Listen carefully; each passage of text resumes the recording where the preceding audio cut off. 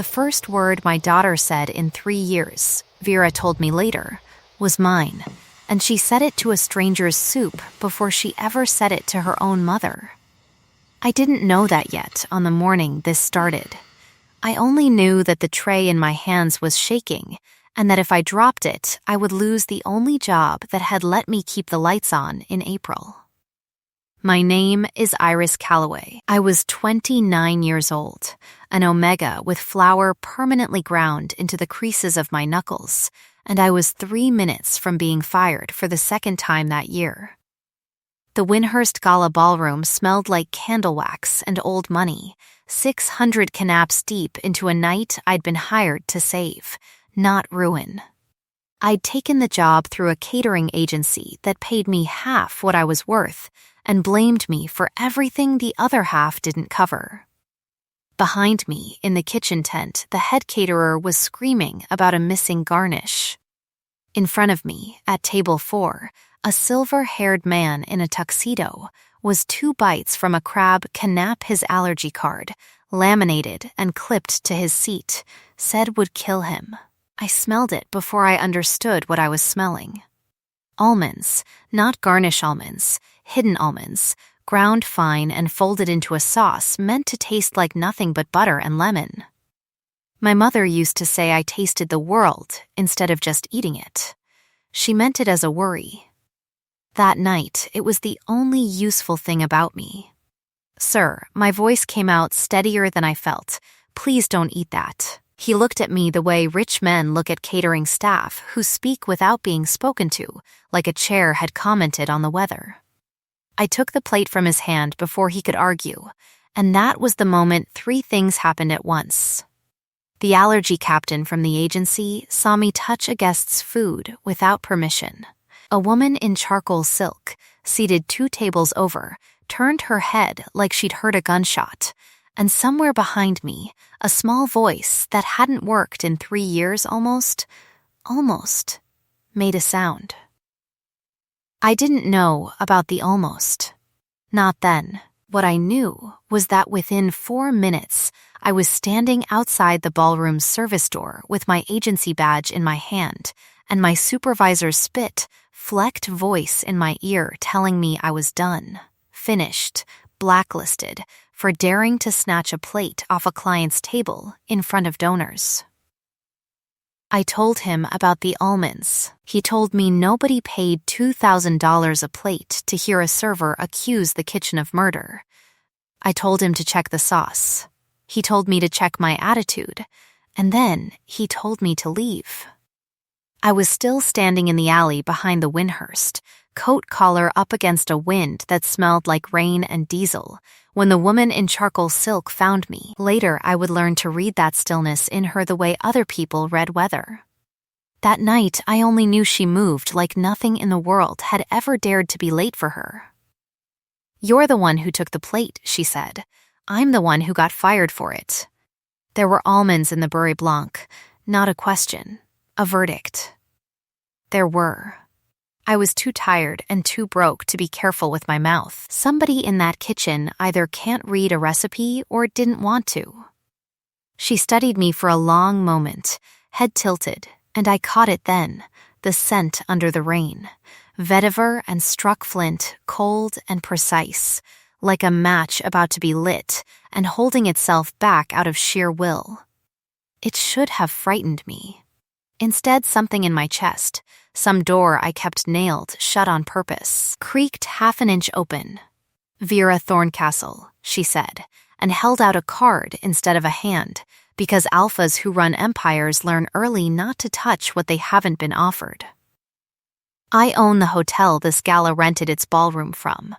I also own a house 4 miles from here with a 6-year-old daughter in it who hasn't spoken a word since she watched her mother die. I didn't know yet that I was about to become the 9th chef that house had hired in 3 years, or that the other 8 had lasted an average of 11 days.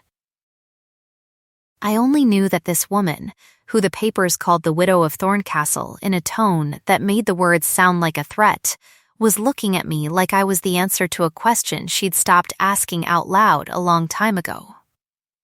I need someone who can taste what's wrong with a room, she said. Not just a dish. I should have said no. I had $31 in my checking account and a sister 2 states away whose chemotherapy bills I was still paying off 18 months after her last scan came back clean, because that's what debt does. It outlives the reason you took it on. I had a studio apartment with a radiator that clanked like it was haunted, and a roommate, Dana, who was going to laugh herself sick when I told her a stranger in silk had offered me a job in an alley. "What's her name?" I asked instead. "Your daughter." Something moved behind Vera Thorncastle's eyes, quick as a shutter. "Josephine, Josie, what did she used to eat?" Before, the question landed somewhere I hadn't meant to aim for. Vera's jaw tightened, and for just a second the cold, flint-struck composure slipped enough that I saw the woman underneath it, the one who hadn't slept in 3 years, for reasons that had nothing to do with hotels. "I don't know," she said. "I was never the one who cooked." I said yes before I'd finished deciding to. Some decisions get made by the part of you that's still hungry, no matter how much you eat. The Thorncastle estate sat behind a gate that opened like it was doing me a favor, up a drive lined with birch trees going gold at the edges, to a house built out of glass and pale stone that looked like it had been designed by someone who wanted to be seen from every angle and touched from none. Desmond Cole met the car at the door, Vera's head of security, and, it turned out, the closest thing the house had to a conscience. He was built like a doorframe and looked at me the way a bank looks at a check it suspects is forged. "Ate before you," he said, by way of hello. Longest one made it 17 days. Shortest made it 4 hours. Walked out crying because the girl threw a full plate of ossobuco at a Renoir. Was it a good Renoir? It was an original. Then I'll aim for the toast next time. He didn't laugh, but something in his shoulders loosened half a degree, filed away for later. I would learn that was Desmond's version of applause. My room was bigger than my old apartment, which felt less like luxury and more like standing in a museum wondering when someone would notice I'd wandered in off the street. The kitchen, when I found it the next morning, was a cathedral of steel and marble that had clearly not been cooked in with any joy for a very long time. Everything gleamed. Nothing smelled like anything. Josie found me before I found her. I heard her before I saw her. Not words, just the soft percussion of small socked feet stopping dead in the doorway.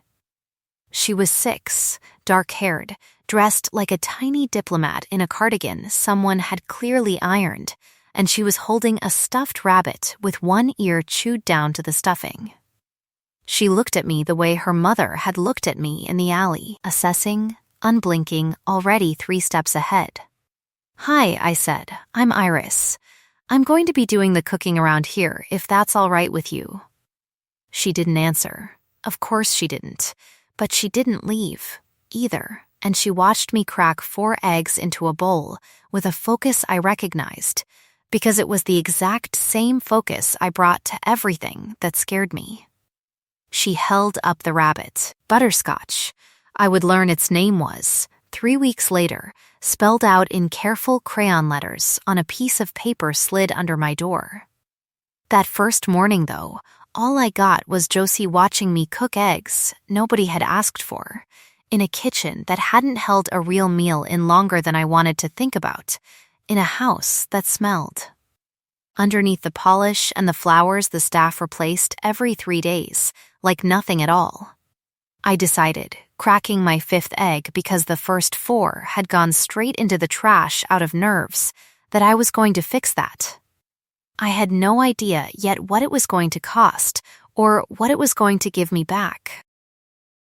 The friction started on day 3, when Priya, the estate's longtime housekeeper, took one look at my off-brand knife roll and asked, not unkindly, how long I thought I'd last. The others all had references from places with white tablecloths, she said. You had a catering badge and an opinion about almonds.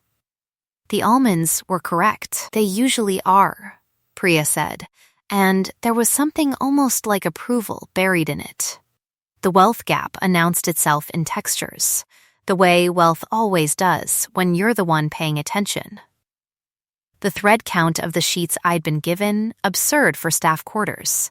The particular hush of floors that had never once needed to be walked on quietly to be respected. The way the household staff deferred to Vera's schedule with a kind of choreography that made it clear nobody in this house had said no to her in a very long time, except, apparently, her own daughter, whose silence was the one thing money hadn't managed to fix. I cooked. Josie didn't eat. I made things I remembered from my own childhood, my mother's chicken and dumplings, a lemon cake with too much zest, a pot of macaroni dressed up with 3 cheeses I couldn't really afford on the salary I'd had a week ago, and every plate came back to the kitchen untouched, cooling into something sad and gray by the time I found it on the hall table where Josie left it. Always exactly 1 inch from the edge. Like she was giving me back my effort with precision instead of cruelty. Vera worked. That was the whole of her, most days, a woman who moved through the house like weather passing over it, present but unreachable, checking in on her daughter with a tenderness that looked, from the outside, almost like fear. I caught her once, standing in Josie's doorway at 11 at night, watching her sleep with an expression I didn't have a name for yet. When she felt me behind her, she straightened so fast it was like watching a door slam. "You don't have to hide that," I said. "Hide what?" "That you love her enough to be scared of getting it wrong." She looked at me for a long moment, vetiver and struck flint cutting through the vanilla and dust smell of the hallway, and something in her face did the thing I would come to recognize as her version of flinching, absolute stillness, held 2 seconds too long. "You've known us 4 days," she said. "I've been unseen enough places to recognize what it looks like from the inside. I hadn't meant to say that much. It came out anyway. She's not ignoring you. She's protecting you from something she can't say out loud yet." Vera didn't answer. But the next morning, there was a note on the kitchen counter in handwriting so precise it looked engraved, asking me to join her and Josie for dinner instead of serving it and retreating, the way the other 8 chefs apparently had. I told myself the flutter in my chest was professional curiosity. I was already, by then, a liar about at least one thing. It was on day 9 that I found the recipe card. Josie had been in the pantry. She liked to sit on the low shelf where I kept the flour, arranging dried beans into shapes only she understood, and when she scrambled up at the sound of my footsteps, something fluttered out of her cardigan pocket and skated across the floor. A card, soft at the corners from handling, stained gold in one spot like something had been spilled on it years ago and never quite washed out. I picked it up before I registered what I was doing. "Sunshine Soup," it said, in handwriting that wasn't Josie's, and wasn't the house's careful staff printing either. Looping, warm, a little impatient, the handwriting of someone who cooked faster than she wrote. Butternut, ginger, the good honey, not the cheap kind. For Jay, when the world is gray. Josie snatched it back so fast I barely felt it leave my fingers. She clutched it to her chest with both hands, rabbit forgotten on the floor, and looked at me with an expression that wasn't anger. It was worse than anger. It was the look of someone deciding, in real time, whether I could be trusted with the most breakable thing she owned. "That's your mom's handwriting," I said quietly. Not a question. I'd learned by then not to ask her questions she couldn't answer out loud. She nodded once, eyes wet and furious at being wet. "I won't touch it again unless you hand it to me," I said. "That's a promise. I don't care whose kitchen this is. That card is yours." She studied me for 3 long seconds. I counted them, the way I count everything when I'm too afraid to breathe normally. And then, instead of running, she sat back down on the flower shelf. She didn't hand me the card. But she didn't leave, either, and that from Josie Thorncastle was as good as an invitation. I didn't yet know that Elena Thorncastle had died on a stretch of wet highway 3 years ago in a car whose brakes had been serviced, on paper, 4 days before the crash, or that the last thing Josie remembered clearly from that night was her mother's voice going strange and high in the front seat, saying somebody's name like a question. I didn't know that the somebody was going to become very important to all of us. I only knew that a 6-year-old girl who hadn't trusted an adult with anything in 3 years had just trusted me with a scrap of paper the exact temperature of grief, and that whatever I did next was going to matter more than any meal I'd ever cooked in my life. The reveal, when it came, wasn't about Vera. It was about Elena. And it broke over dinner on a Thursday so ordinary I hadn't braced for it at all. Vera had started joining us most nights by then, 3 weeks in, the 3 of us at one end of a table built for 20. And there was a rhythm to it now, Josie's silent commentary, conducted entirely through eyebrows and the angle of her fork. Vera's dry, economical remarks that were, I was beginning to suspect, the closest thing she had to jokes.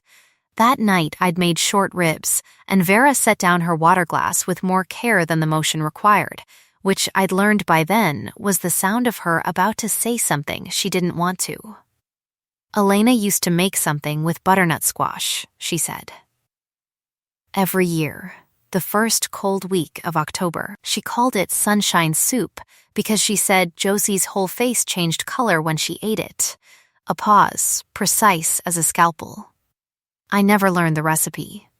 I told myself there'd be time. Josie's fork went still on her plate. She was driving Josie back from a foundation event the night of the accident, Vera went on, and her voice didn't shake, but something underneath it did. The way a frozen lake doesn't crack so much as groan. Wet road. Late, the brakes failed on a curve 4 miles from home. The inspection report said routine wear. I've read it 11 times. I still don't believe it. Why not? I asked, because by then I'd learned that Vera Thorncastle only said things twice as important as the ones she said out loud the first time, because the car had been serviced 4 days earlier by a mechanic our head of finance recommended personally, Vera said. And because 3 weeks before that, Elena told me she'd found a discrepancy in the foundation's accounts and was planning to bring it to the board. She looked at her water glass instead of at either of us. I never finished asking who she suspected. I was in Singapore. I told her it could wait until I got home. The name she didn't say yet, the one I would come to hate with a specificity I didn't know I had in me, was already sitting at the edges of that sentence like a stain that hadn't bloomed all the way through the fabric. Celeste Marchetti. Elena's cousin.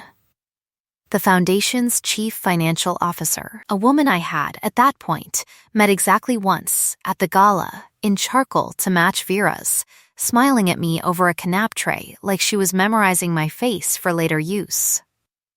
Josie's chair scraped back. She didn't run, she never ran. Running required a kind of noise she'd trained herself out of, but she left the room with the careful, silent urgency of someone escaping a memory instead of a person. Sunshine soup card clutched in her fist even though it hadn't left her pocket all night, like she could feel the conversation reaching for it. I found her 40 minutes later in the pantry, on the flower shelf, butterscotch pressed so hard against her chest, the rabbit's remaining ear had folded flat. You don't have to talk about it, I told her, sitting on the floor, because the shelf was hers, and I wasn't going to take it from her twice in one night. I'm not going to ask you anything. I just don't want you to be down here by yourself. She looked at the card in her fist. Then, slower than anything I'd ever watched a person do, she held it out to me. Not all the way, just far enough that I understood the offer. "You want me to make it," I said. She nodded. Once, and then, for the first time in 3 weeks, she reached out and put her small hand flat against my palm, the way you'd check that a stove was really off before you trusted it. The aftershock of that dinner sat in the house for days, Vera retreating into the particular silence of someone who'd said more than she meant to and was furious with herself for it. I understood that kind of silence. I'd built a career out of surviving people who used it as a weapon. Hers wasn't a weapon. It was armor with the hinges rusted shut. I made the sunshine soup on a Tuesday, because Tuesdays felt safe somehow, unremarkable. A day nothing was supposed to happen on. The recipe card gave me quantities in a shorthand only its writer had ever fully understood. The good honey, not the cheap kind, gave no measurement at all, so I did what I do, what I've always done since I was small enough to stand on a step stool at my own mother's elbow. I tasted my way there, butternut roasted past sweetness into something close to caramel. Ginger, more than the card implied, because grief needs heat to cut through it. The good honey, and I understood by the third spoonful exactly what that meant, because cheap honey tastes like sugar and good honey tastes like weather, like a specific, unrepeatable afternoon. I served it in the bowl Elena's handwriting had clearly been imagining, wide, shallow, the kind you can wrap both hands around, and I set it in front of Josie without a word, because words were not the currency this meal was going to be paid in. She looked at the bowl for a long time, long enough that Vera, standing in the doorway with her arms crossed like she was bracing for a blow she couldn't see coming, made a sound low in her throat that wasn't quite a word either. Josie picked up her spoon. She tasted it. Her whole face changed color, the way Vera had said it always used to, gold moving up through her like the exact opposite of the day her mother died. And her eyes filled and spilled over before she'd swallowed her first bite, and she looked up, not at me, at Vera, at the woman in the doorway who hadn't breathed in what looked like a full minute, and she said the first word she'd spoken in 3 years, small and cracked and absolutely certain. Mine. Vera crossed the room so fast her chair knocked sideways, and she was on her knees at Josie's side before I'd even processed that the sound I'd heard was a real human word and not something I'd wished into existence out of exhaustion. "Say it again," Vera said, and her voice broke wide open on the second word, all that careful flint finally giving way.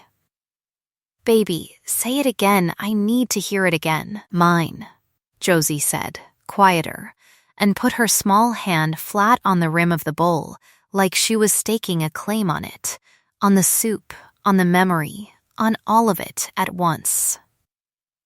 "Mama's." Mine. I stood at the stove with a wooden spoon in my hand and cried without any dignity at all. And Desmond, who had appeared in the doorway at some point without my noticing, cleared his throat and announced to no one in particular that he had something in his eye. And Vera Thorncastle, the widow of Thorncastle, feared in 3 industries and unsmiling in every photograph I'd ever seen of her, put her face against her daughter's hair and laughed and sobbed at the exact same time. A sound I don't think that house had heard in 3 years either. That word didn't stay the only one for long. But it was the one that mattered. It was the one that cracked the door. The weeks after Josie said mine moved differently, the way a house does after a long illness finally breaks fever. She didn't talk in sentences, not at first, 1 word here, 2 words strung together there, always about food, always at the table, like the kitchen had become the one room safe enough to practice in. Soup, more, Iris, stay. That last one, she said to me on a Sunday afternoon, tugging my sleeve when I started clearing plates too fast, and I sat back down so quickly I nearly missed the chair. Vera changed too, in ways smaller and slower than her daughters, the way ice doesn't crack all at once, but along fault lines that have been there the whole time. She started coming home earlier. She started asking me questions that weren't about menus, where I'd learned to cook, what my mother had been like, why a chef with my palate had been serving can-apps out of a rental van instead of running her own kitchen somewhere with her name on the door. My sister got sick. I told her one night, the two of us alone in the kitchen after Josie had gone up to bed. The room lit only by the stove light and smelling like the rosemary I'd been stripping for the next day's stock. Poppy, she's 24 now, she's fine. She's been fine for 18 months. But the treatment wasn't cheap, and I was the only family she had who could pay for it, so I shrugged. The particular shrug of someone who has explained this too many times to feel the weight of it anymore. I closed the small restaurant I'd been saving for, took the fastest paying work I could find. Here I am. You gave up your own kitchen for hers. I'd do it again tomorrow.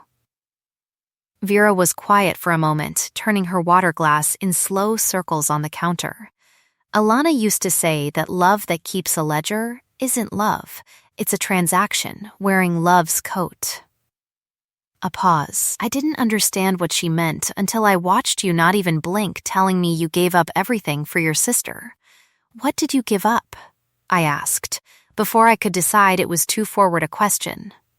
She looked at me for a long moment, vetiver and flint gone soft at the edges, warmed by proximity the way it always seemed to when the two of us were alone past midnight. My mother ran this company before me, she said. She taught me that control was the only form of love that couldn't be taken away from you. Choose people, she used to say, the way you choose investments, for return, not for risk. I believed her for 30 years. I built an empire on believing her. A beat. Then Alina died, holding a truth she never got to finish telling me. And I understood, too late, that I had spent 30 years mistaking control for strength, when it was just fear wearing a very good suit. I didn't know what to say to that, so I didn't say anything. I reached over and put my hand over hers on the counter instead, and she didn't pull away, and for a moment the only sound in the kitchen was the stock simmering low on the back burner and both of us breathing like the air had gotten thinner. Tell me to stop, I said quietly, when I leaned in far enough that there was no pretending it was accidental, and I will. I mean that. Say the word and this doesn't happen. Don't stop, Vera said, and her voice had none of the boardroom flint left in it at all. The kiss was slow and careful, the kind that asks permission with every second it continues, and when we finally broke apart, she rested her forehead against mine and laughed. An actual laugh, short and disbelieving, like she'd surprised herself. Josie is going to have opinions about this, she said. Josie's had opinions about me since day one. I think I'm finally passing inspection. We told Josie together, carefully, in words scaled to fit a 6-year-old's understanding, and she considered the news with the gravity of a judge reviewing evidence, looked between the two of us for a long 10 seconds, and then said, with the flat, imperious certainty that was rapidly becoming her whole personality now that she had words to use it with, good. You cook better than the last ones anyway. Desmond, overhearing from the hallway, laughed so hard he had to leave the room. It was 3 days later that the invitation to the Thorncastle Foundation's autumn benefit arrived, hand-delivered, and 3 days after that Celeste Marchetti walked into my kitchen for the first time uninvited, in a cream dress, the color of something trying too hard to look harmless, and told me, in the calm clinical register of someone discussing a mildly regrettable weather pattern, that she'd heard I'd worked wonders with poor little Josie. Wonders is a strong word, I said. I made soup. Modesty, Celeste said, smiling with just her mouth, is such an attractive quality in staff. She let the word staff sit in the air a beat too long. Vera does love a project. She loved Elena's too, before Elena decided she knew better than the rest of us how this family's money should be spent. Something cold moved down my spine that had nothing to do with the walk-in behind me. I think you should leave my kitchen. It's not your kitchen, dear. Celeste's smile didn't move. It's Vera's. Everything in this house is Vera's. I'd remember that if I were someone who'd arrived with $31 in her checking account and left a job serving knaps under a cloud of suspicion. She turned to go, pausing at the door just long enough to add, almost gently, funny thing about kitchens. So many ways for an accident to happen in them. I stood very still for a long time after she left, listening to the walk-in's compressor hum, and understood, with the sick clarity of someone who has just watched a knife get set down in plain sight, that the sunshine soup hadn't just healed something in that house. It had made me a threat to whatever Celeste Marchetti had spent 3 years hiding. The benefit was 11 days later, and I should have known something was wrong the moment Celeste insisted, sweetly, over Vera's mild objection, that the kitchen use her preferred catering staff for the appetizer course instead of me, since I'd be too busy, she said, watching over Josie in the crowd. I agreed because arguing with Celeste Marchetti in front of donors felt like a losing game even when you were right.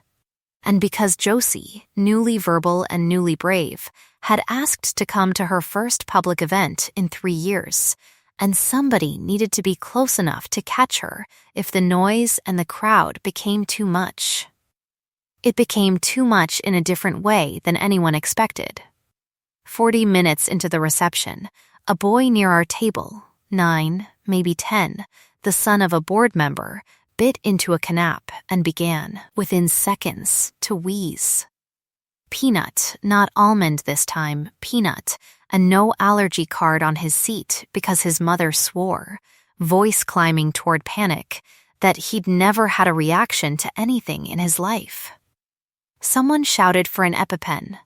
Someone else shouted for a doctor. I was already moving, because 30 seconds mattered more than protocol, tasting the crumbs still on the canap tray with the tip of my finger the way I'd trained myself to, years ago, in kitchens where a mistake meant a lawsuit instead of a headline. Peanut oil. Not an accident of cross-contamination, measured, deliberate, folded into a sauce that had no business containing it, in a dish my kitchen hadn't made and my hands hadn't touched, on a night Celeste Marchetti had specifically arranged to keep me out of the kitchen. The boy survived. The EpiPen worked. The ambulance came. The crisis resolved in the loud, efficient way crises resolve at a benefit with 600 witnesses and enough lawyers in the room to file a dozen suits by morning. What didn't resolve, what got worse in the hour after, was the story that started moving through the ballroom like smoke, finding every open window at once, that the new chef, the one Vera Thorncastle had installed in her house with unseemly speed, the one who'd been seen kissing her employer in a kitchen doorway if certain staff were to be believed, had put a child in the hospital. By midnight, I'd been photographed, leaving the benefit in tears. My name was trending under a hashtag calling for Vera to fire me before I hurt someone else. And Josie, who had watched the entire chaos unfold from 6 feet away with her hands pressed over her ears, had gone silent again for the first time in weeks. Not from fear of me, I would learn later, but from the particular wordless devastation of watching someone she loved get hurt in a way she couldn't fix with a sentence yet. I sat on the edge of my bed in the Thorncastle house at 1 a.m, still in my ruined dress, and understood that I had exactly one thing left that Celeste Marchetti hadn't managed to take from me. I knew, with total, unshakable certainty, that the sauce on that boy's plate hadn't come out of my kitchen at all. I just had to prove it before the story finished burying me. I didn't sleep. At 2:47 a.m., my phone lit the ceiling of my borrowed room with a text from Vera, 3 words, "Come downstairs. Now."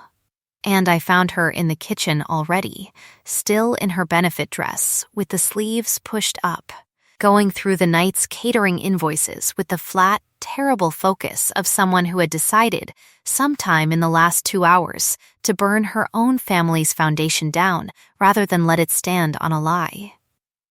"Celeste's catering company isn't the one on our approved vendor list," Vera said without looking up. "She overrode the booking herself 4 days ago. I checked the email chain twice. That's not enough to clear me publicly," I said. "It just makes it look like a family favor. I need the peanut oil traced to the source, and I need it fast, before the board meets tomorrow and decides the easiest headline to kill is mine."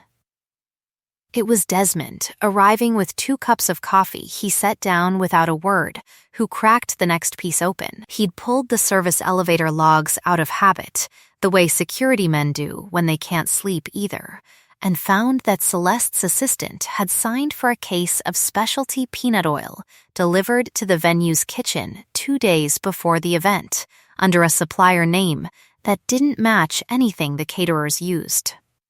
He'd also found, buried in an old expense report from 3 years back, a maintenance invoice for brake servicing on Elena Thorncastle's car, approved and paid for by Celeste's department, from a mechanic whose license Desmond discovered with 4 phone calls and a favor called in from a friend in the licensing board, had been suspended 8 months before that service was ever performed. I stood in that kitchen at 4 in the morning, with the smell of coffee and old fear thick in the air, and I looked at Vera's face going pale and then very, very still, and I understood we weren't just uncovering a smear campaign anymore. We were uncovering a murder. "She's coming to the board meeting at 10, Vera said, low and level in a way that frightened me more than shouting would have. "I want to be in the room when she finds out we know." "Vera," I put my hand on her arm, felt the tension in it like a drawn bowstring. "Whatever you're about to do it with the truth, not with rage. If you go in there wanting to destroy her, you'll give her exactly the excuse she needs to make this about you instead of her." She looked at me for a long moment, flint and vetiver gone sharp with something closer to grief than anger now, and some of the tension went out of her shoulders. "When did you get so good at talking me down?" "Somewhere around the second time I watched you almost break your own hand on a countertop out of love for that little girl upstairs," I said. "I'm not talking you down. I'm asking you to let the truth do the work instead of you having to." The board meeting happened at 10 the next morning in a glass room 40 floors above the city, 12 directors and Celeste Marchetti in a suit the color of a closed door, already composing her face into concern before Vera had finished sitting down. "I've heard the rumors," Celeste said, smooth as poured cream. "I want you all to know I've stood by this family through worse than a chef's mistake. It wasn't a mistake," Vera said. "It was yours." The room went very quiet. Desmond set a folder on the table, the invoices, the mismatched vendor name, the suspended mechanic's license, 3 years of expense reports that traced a slow, careful bleeding of foundation funds into an account with Celeste's late husband's name still on it as a decoy. I watched Celeste's practiced calm hold for 4 full seconds before it cracked down the middle like ice under weight. "Elena was going to bring the discrepancies to this board the week she died," Vera said, and her voice, to her enormous credit, never rose above conversational. "You knew that. You knew because she told you, cousin to cousin, the way you'd told her everything since you were children. And 4 days before her car went off a wet road with my daughter in the back seat, you paid a suspended mechanic to service her brakes." "I never meant for the girl," Celeste started, and stopped, too late, the confession already halfway out of her mouth, in front of 12 witnesses and a recording device Desmond had switched on the moment the meeting started. Her composure went all at once after that, the calm dissolving into something desperate and ugly, a flood of justification about debts and a husband's failed business, and a family that had never once, in her account, valued her the way it valued Elena. Vera stood very still through all of it, hands flat on the table, and I watched her come right up to the edge of something dangerous. I could see it in the white line of her knuckles, the flint gone incandescent. And I crossed the room without asking permission from the 12 directors watching, and I put my hand over hers on the table the way I had that first night in the kitchen. "She's not worth what it would cost you to be the person who destroys her," I said, quiet enough that only Vera could hear it. "Let the law do that. You've already won. Josie's upstairs, waiting for you to come home and tell her the truth finally caught up to the right person." Vera exhaled, long and slow, and some of the terrible light went out of her eyes. "Call security," she said to Desmond, voice steady again. "And call the police. Miss, Marchetti has a great deal of explaining to do to people with badges." Celeste Marchetti was arrested in the lobby of the building she'd spent a decade trying to inherit, and the story that broke by that evening had nothing to do with a chef and a peanut allergy, and everything to do with embezzlement, a suspended mechanic, and a 3-year-old accident report that was about to be reopened as something much darker. By the following week, the hashtag calling for me to be fired had quietly deleted itself into the internet's short memory, replaced by headlines that used words like vindicated and framed, and, in one profile that made Josie laugh so hard she nearly fell off her stool reading it over my shoulder, "The chef who caught a killer with her tongue."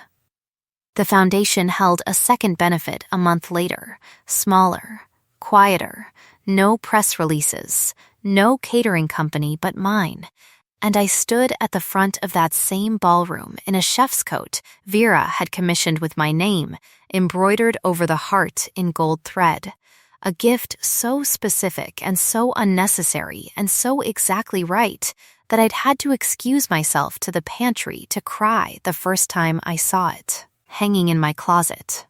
Josie stood beside me in a dress the color of the sunshine soup, holding butterscotch in one hand, and when the room quieted to hear Vera speak, my hand in the other.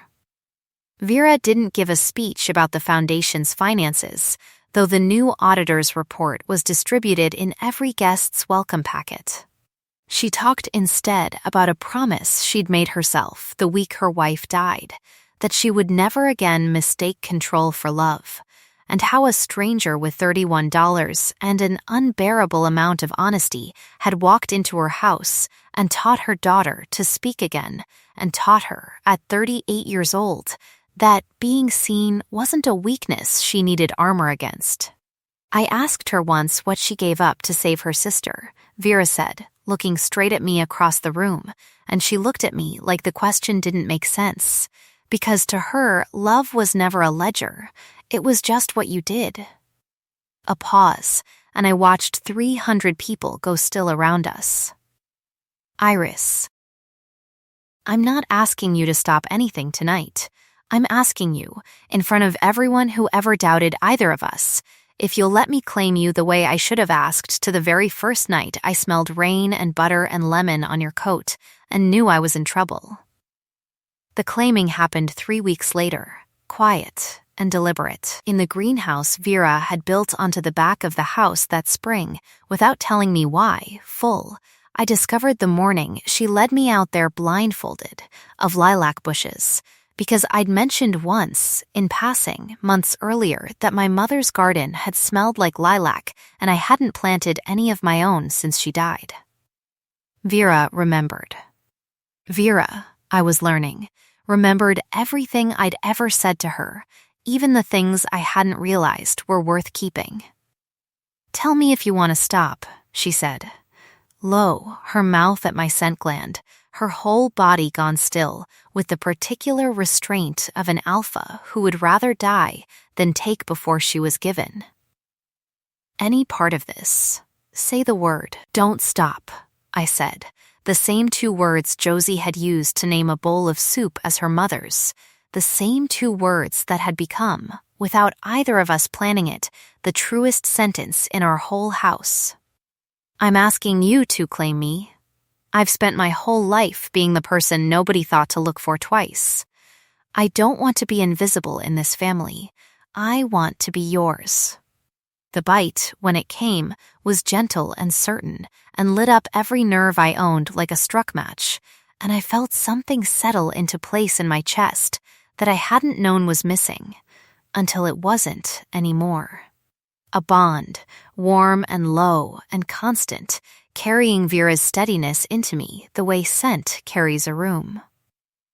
6 months later, on a Sunday morning gold, with early autumn light, the Thorncastle kitchen smelled like butternut squash roasting and the good honey warming on the back burner, because Josie had declared, with the imperious certainty that was now simply how she talked, that Sunday breakfast wasn't Sunday breakfast without Mama's soup, no matter what time of day we ate it. She talked constantly now, opinions on everything from the injustice of bedtimes to the precise ranking of every stuffed animal in her collection. Butterscotch permanently at the top, and she'd taken, in the last month, to calling me nothing but soup, a nickname she'd coined the day she first spoke and refused to retire no matter how many other words she learned. Celeste Marchetti was serving the first of what the courts had made clear would be several consecutive sentences, the Foundation's funds restored under Desmond's newly expanded oversight, and the mechanic who'd serviced Elena's brakes had lost far more than a license by the time the criminal case against him finished unfolding. Every name on that ledger of harm had, in the end, paid for what it took. Dana came to visit that autumn and stood in the kitchen doorway with her mouth open for a full 10 seconds before declaring that she owed the universe an apology for ever doubting that an alley conversation with a woman in charcoal silk could change a whole life.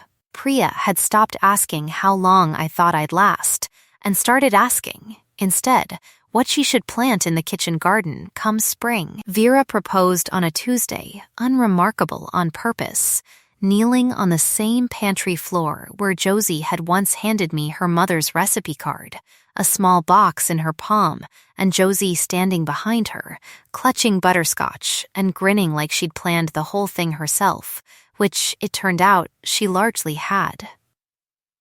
We were married in the greenhouse among the lilacs the following spring. Josie as the world's most opinionated flower girl, the sunshine soup recipe framed now on the kitchen wall in Alana's original handwriting, with a second line added beneath it in mine, for Jay, and for the ones who come after her. Because some mornings lately, when Josie asks whether a baby brother or sister might someday sit on the flower shelf with her, Vera and I look at each other over her head and don't say no. I think about that first night often, the alley, the rain, the almonds, the woman who smelled like struck flint standing very still in the dark and asking a stranger to save her daughter with nothing but a taste. I think about how long I spent believing that being unseen was simply the shape of my life, something to be managed instead of mourned. It wasn't. It was only the shape of a life that hadn't found the right table yet.